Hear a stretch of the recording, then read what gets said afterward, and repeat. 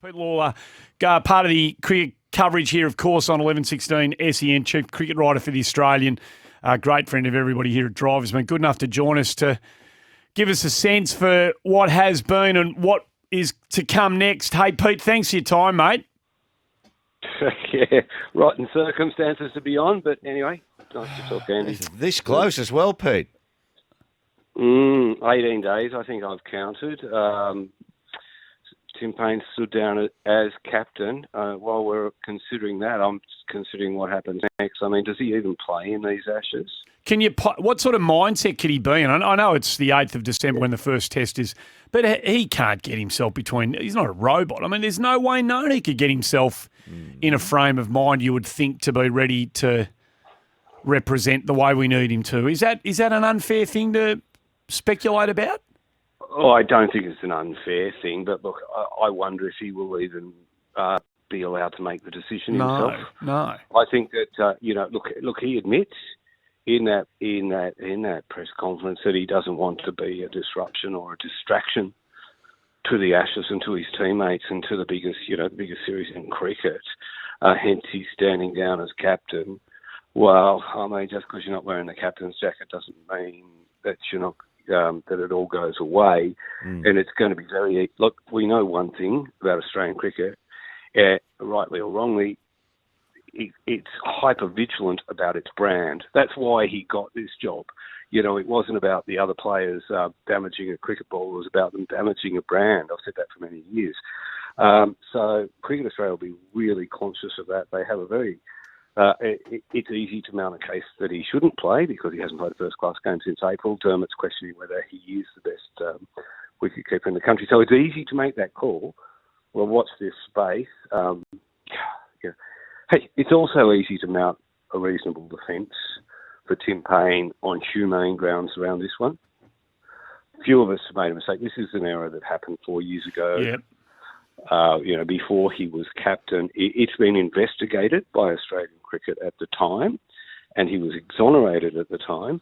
It must have mattered so little that they were willing to appoint him to the captain in full knowledge that this had happened, or the file had fallen down behind a cabinet. So, Pete, is the only difference between then and now the fact that the story's become public knowledge? I think the significant difference between then and now is that he's captain.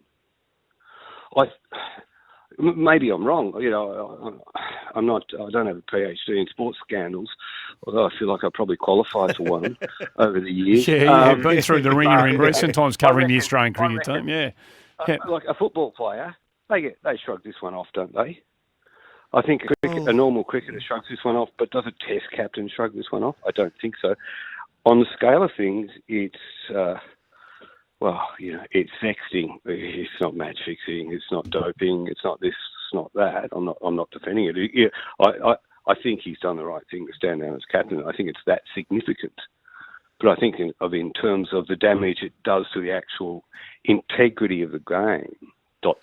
So the event occurred, and a lot of us in the media were semi-aware of something of this nature about Tim Paine 4 years ago when it happened, but we were led to believe, hey, this is all good, it's fine. And I have met Tim several times, and he seems to be an outstanding he's a terrific fellow. So what if Cricket Australia, if the Tasmanian Cricket Board 4 years ago investigated it thoroughly, ticked off on it. The Cricket Australia Board did too. Both of them. Yes. Yeah. So if they've ticked off on it, off on it 4 years ago, what makes it intolerable now? Is it purely a case of society has even changed more?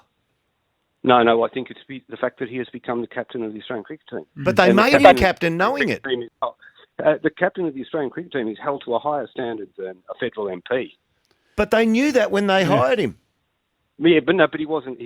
Yeah, they did know that. Yeah, and that's what I think's interesting. That's what I was saying. So earlier. Did that file slip down behind the cabinet? So this is what I'm thinking, because Dermot's point's right. They'd already investigated this, but they still made him captain. So they'd been through the investigation. Was it a breach of the code? They decided no. Here they appoint him captain. He does a serviceable job in the role, and he starts to help. He's a key figure in Australia turning the thing around. And critical figure.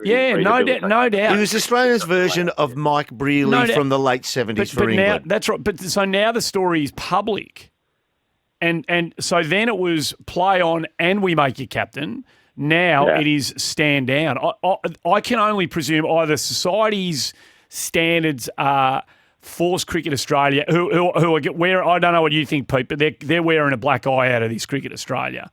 I would think to some degree. So either society standards have forced them into the position and him, or the fact that the story's become public has changed the whole paradigm. Yeah, and I reckon it's still at a point. And both you guys are on. I think both you guys have got to the nub of the issue here, in that they knew about it when they appointed him captain. So what's the difference now? No, that's Everybody right. knows about it. Everybody else knows. Well, keep your skeletons in the closet, fellas. Pete, do you want to hazard a guess? Is it a fait accompli? Jared came on with Dwayne just before we came on and suggested that it's. I'm paraphrasing what Jared said here, but he believes almost fait accompli that'll be Pat Cummins. That becomes a pretty big question now. Do you agree? Yeah, it does. Enormous question. I agree with Jared. I think it was always going to be. I think Pat Cummins was always going to be the next Test captain. I think it's come a little bit quicker than anticipated. My mail was at the board. The board will have to meet and make a final decision on this. When was the last? Already been discussed, and I think that they would have had their ducks in a row already, because there would have been concerns about Tim actually making the first Test. Let's remember the guy hasn't played a game. That's a good point. Yep. So a good board and a good selection panel would have planned ahead and at least known where they were going to go on that one. If he's not in the team, and I think that's odds against him being there for the first Test, who keeps? Yeah, well, take your pick, Inglis or Carey. Yeah, it's one of those two, right? Yeah, I'm not informed enough to. I'd just be guessing between those two, and my track record last 2 weeks, I'm guessing who's in the squad shows. I've got no idea. Yeah, fair enough.